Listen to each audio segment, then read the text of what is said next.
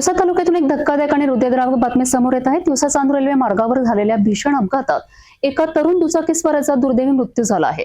रोही आडवा याने हा अपघात घडला असून उपचारादरम्यान 32 वर्षीय तरुणाने प्राण सोडलेत। या घटनेनंतर मात्र ग्रामीण रुग्णालय आणि 108 रुग्णवाहिकेच्या सुविधांवर गंभीर आरोप करण्यात येत आहे।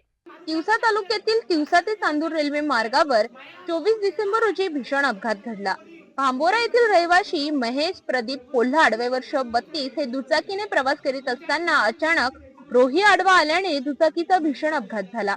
या अपघातात महेश कोल्हाड गंभीर जखमी झाले। घटनेची माहिती मिळताच नातेवाईकांनी तातडीने घटनास्थळी धाव घेतली।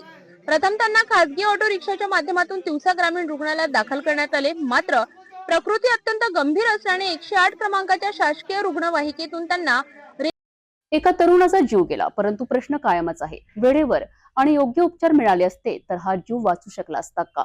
या घटनेमुळे ग्रामीण आरोग्य व्यवस्थेची वास्तव परिस्थिती पुन्हा एकदा समोर आली आहे। या प्रकरणाची चौकशी होणार का? दोषींवर कारवाई होणार का? याकडे सर्वांचे लक्ष लागले आहे।